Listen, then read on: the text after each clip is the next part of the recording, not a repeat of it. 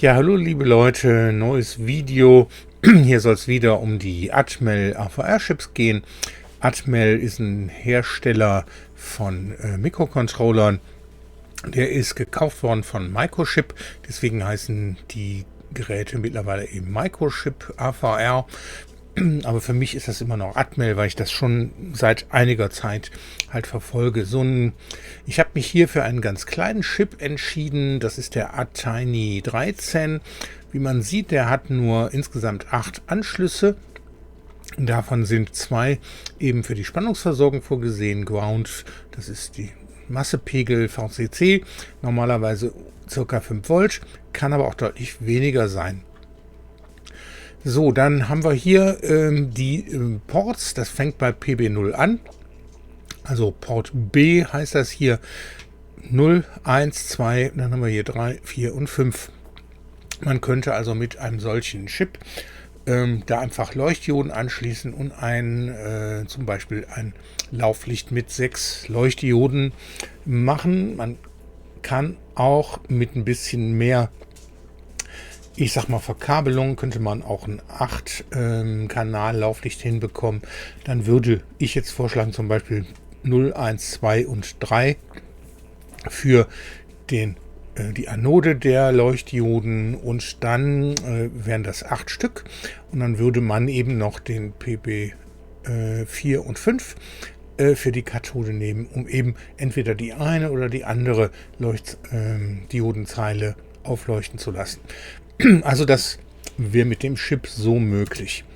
So, die Ports sind aber mehrfach belegt, und zwar hier das, was hier fett geschrieben ist, das ist der Anschluss für das Programmiergerät. Man muss ja irgendwie das Programm auf den Chip kriegen. Das geschieht mit diesen 4 Signalen hier. Einmal mit dem Reset-Anschluss, dann hier der SCK, das ist ein Clock, und dann haben wir hier MISO und MOSI, das ist Ein- und Ausgang für die Datenübertragung. So, das braucht man aber gar nicht. Man schließt das Programmiergerät an und das kann das auch damit eben programmieren. So, hier haben wir nochmal PB0 bis PB5, das sind die Ports. Und dann gibt es auch noch weitere Sachen, und zwar PCInt 0 bis PCInt 5. Das sind externe Interrupt-Eingänge. Muss man ganz vorsichtig mit sein. Habe ich vorhin noch in der Anleitung gelesen. Und zwar, damit kann man mit PCInt 0 zum Beispiel dafür sorgen, wenn man den halt entsprechend konfiguriert, dass, wenn man da ein Signal rausgibt, der kleine Chip hier einen Interrupt ausführt, eine spezielle Routine. Aber das würde er auch mit PCInt 1, 2, 3, 4 und 5, und das auch, wenn sich da etwas auf den Kanälen ändert. Also muss man wirklich mal ganz genau reinschauen. Da werde ich mich auch nicht mit befassen, mit externen Interrupts. So, dann wichtiger sind die analogen Eingänge, ADC 0 bis ADC 3. So, müssen wir gerade schauen, wo haben wir die?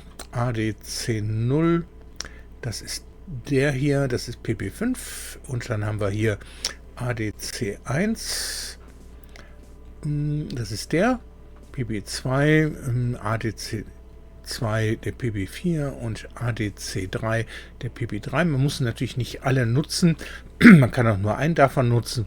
Das sind Eingänge für einen Analog-Digital-Konverter, die man intern dann entsprechend konfigurieren kann. Dann gibt es noch 2 Ausgänge, OCOA und OCOB. Da sieht man schon, die sind hier auf dem Anschluss für die Eingänge des Analog-Komparators, also entweder das eine oder das andere. Da kann man zum Beispiel ein Signal ausgeben, wenn man einen Timer benutzt, und es werden gewisse Sachen halt als wahr angegeben. Dann wird das Datenausgang eben angehoben oder gesenkt, und das gibt es einmal für A und B. Wie gesagt, das kommt alles später in weiteren Videos, wie man das nutzt und warum man das überhaupt nutzt. So, dann haben wir hier noch CLKI. Das ist ein externer Takteingang. So, gerade mal schauen, wo ist der CLKI? Ich meine, der wäre hier.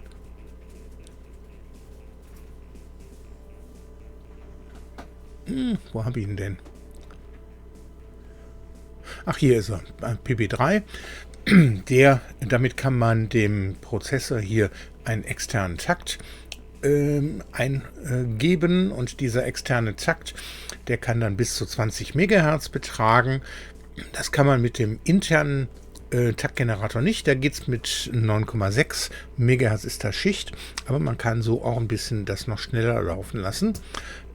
Dafür verschwendet man aber den PB3 als entweder ADC3 oder als Port 3 oder als PCM3. Das muss man eben ganz genau wissen, wie man das Teil einsetzen möchte. So, dann haben wir die AIN 0 und AIN 1. Das sind Eingänge des Analogkomparators. Das heißt, da kann ich zwei analoge Signale vergleichen und kann eben feststellen, ist das eine kleiner, das andere größer oder kleiner, und kann entsprechend im Programm dann etwas ausführen. Dann gibt es noch ein T0. Das ist der Eingang für den internen Zähler. Das heißt, man kann den intern verdrahten, man kann aber auch eben einen externen Takteingang für den Zähler nutzen. Auch dadurch geht natürlich wieder ein Port flöten. So, DW ist ein Anschluss für ein Debuggerät. Das ist was ganz Teures, was eben von der Firma Microchip da angeboten wird. Das braucht man nur, wenn man Profi ist. So, dann machen wir weiter. Also, dieser Prozessor in Anführungszeichen, der wird in Maschinensprache programmiert. Man kann den auch in C programmieren. Es gibt einen C-Compiler dafür. Meiner Meinung nach macht aber bei so kleinen Chips eine C-Programmierung nicht so sonderlich viel Sinn. Wenn man sich gut mit dieser Maschinensprache auskennt, kann man auch die nutzen. So, Speicher fürs Programm 1 Kilobyte. Wir reden hier von Kilobyte, wir reden nicht von Mega oder Gigabyte, nein, Kilobyte. Das reicht aber auch für einen solchen fingernagelgroßen Prozessor völlig aus. So, das ist festprogrammierter Speicher, der lässt sich nicht ändern, außer mit dem Programmiergerät. Und für die Daten hat man dann 64 Byte. Da kann man seine Zwischenspeicherungen vornehmen. Da sind auch einige Register. Das schauen wir gleich an. Und dann gibt es noch einen EEPROM-Speicher, auch 64 Byte. Der ist dann, auch wenn man das Ding ausschaltet und wieder einschaltet, ist der, wenn man ihn beschrieben hat, immer noch zugreifbar. Wie gesagt, Taktfrequenz maximal 20 MHz. Die interne Taktfrequenz entweder 4,8 oder 9,6 MHz. Und die ist nicht, ich sag mal, sehr stabil. Das heißt, die ist von der Spannung und von der Temperatur und so weiter abhängig. Man sollte also keine Uhr damit bauen, wenn man sich auf die 9,6 MHz verlassen möchte. Das macht keinen Sinn. So, das Wichtigste an diesen kleinen Prozessoren ist, es ist ein sogenannter RISC-Prozessor. RISC bedeutet Reduced Instruction Set Controller oder Computer. Und das heißt, dass der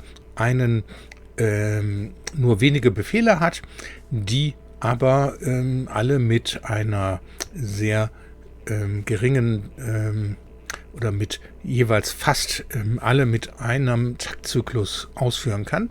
Wenn man jetzt solche, ich sag mal, modernen Prozessoren hat, wie in PCs verbaut werden, das sind meist keine RISC-Prozessoren, sondern CISC. Und da sieht es eben anders aus. Da braucht eben ein Befehl auch mal 4 oder 5 Taktzyklen, und dann wartet eben der PC so lange. Und RISC ist auch das, was in den ARM-Prozessoren benutzt wird, die auch jetzt bei Apple eben in den neuen Gerätschaften halt eingesetzt werden. Und in den meisten Handys ist sowieso ARM-Prozessoren und RISC eben der Standard. So, dann haben wir eben einen Timer-Counter mit 8 Bit. Der hat einen Vorteiler, hat eine Vergleichsmöglichkeit für zwei Werte A und B. Und der Timer, den kann man halt setzen und kann dann, wenn der zum Beispiel den Wert 0 erreicht, dann kann er einen Interrupt ausführen. Man kann so eben zeitlich Sachen, die eine zeitliche Folge haben müssen, kann man entsprechend ausführen. zum Beispiel beim Lauflicht, wie lang soll es dauern, bis die Leuchtdiode 1, Leuchtdiode 2, wie ist die Taktrate, mit dem das Lauflicht halt die Schritte machen soll. Mit diesen Vergleichsmöglichkeiten Werte A und B, da sind dann auch noch Ausgangsmöglichkeiten bestehen, dass man eben dort entsprechende Signale ausgibt. Signal ist auch genau das, wofür das solche Prozessoren verwendet werden. Ich möchte die halt nicht nur für ein Lauflicht benutzen, das ist erstmal nur das erste Projekt, sondern hinterher sollen eben damit Servos von der Modellfernsteuerung angesteuert werden, 1 oder 2, muss ich mal gucken, und dass man da dann ein bisschen mit rumspielen kann. So, die Ein- und Ausgänge lassen sich beliebig konfigurieren. Das heißt, wenn ich jetzt nochmal zurückgehe hier, es ist nicht so, dass ich eben alle als Ein- oder alle als Ausgang definieren muss, sondern ich kann genau den als Eingang, den als Ausgang und dann wieder 2 Eingang und dann die beiden auch als Ausgang definieren. Dann kann man auch noch definieren, ob bei Eingängen ein sogenannter Widerstand mit eingeschleift werden soll, der ein sogenannter Pull-up-Widerstand. Dann kann man auch Taster daran anschließen und dann ist der Pegel, wenn der Taster offen ist, eben definiert. Und das kann man alles im Programm dann entsprechend vorher einstellen. So, dann waren wir hier beim Timer, dann haben wir hier die Ein-Ausgänge, beliebig zu konfigurieren. Das waren wir, leichtes Toggle von Ausgängen, das ist eine nette Sache. Wenn man jetzt zum Beispiel einen Ausgang hat, dann kann man einfach sagen, wenn du 0 bist, wird bitte 1, und wenn du 1 bist, wird bitte 0, und dann braucht man nicht extra dafür einen Code zu schreiben, sondern das geht einfach mit der normalen Programmiersprache dieses Prozessors. Dann hat das Teil noch einen Analog-Digital-Wandler mit 10-Bit Auflösung. Der misst entweder Spannung von 0 Volt bis VCC, das sind meist 5 Volt, oder aber auch von 0 bis 1,1 Volt, und es können bis zu 4 analoge Eingänge genutzt werden, die dann aber entsprechend gewählt werden müssen. Das heißt, man misst auf dem einen, dann schaltet man um, misst den nächsten. So, wie man hier sieht, die sind hier die ADC3, ADC2, ADC0 und dann haben wir noch einen, wo ist er denn? Ich glaube, der ADC1, genau. Das sind die 4 Stück. Und so, das kann man halt nutzen, um zum Beispiel einen Potentiometer anzuschließen und damit zum Beispiel die Geschwindigkeit des Lauflichts einstellen zu wollen, wenn man sowas macht. So, dann ist der Speicher, der Datenspeicher wie folgt aufgeteilt. Der hat halt nur 64 Byte Datenspeicher. Das sind einmal die Bytes 0 bis 15, das sind die Register 0 bis R0 bis R15. Die sind zwar komplett zu nutzen, die kann man aber nicht direkt mit einer Konstanten beschreiben. Also im Programmcode kann man nicht schreiben LDI und dann R0, und dahinter ein Wert. Dann sagt der, nö, mag ich nicht. Das geht mit den Registern R16 bis R25. Die kann man direkt mit Konstanten beschreiben, aber nicht diese hier. Da müsste man dann zum Beispiel in R16 dann LDI R16,0 und danach dann MOV R15,R16 und dann würde R15 mit dem Wert beschrieben. Muss man genau schauen, das sind die meistverwendeten, die nur, wenn es nicht anders geht. So, dann haben wir noch die Register 26 bis 31. Die heißen dann auch wirklich R26 bis R31, sind aber intern auch als Doppelregister X, Y und Z für den indirekten Speicheraufruf genutzt. Das heißt 26, 27 ist X, dann 28, 29 ist Y und 30, 31 ist das Z-Register. So, dann haben wir die Bytes, das Maximum ist eben das Byte 63. Da liegt der sogenannte Stack Pointer, den muss man darauf setzen.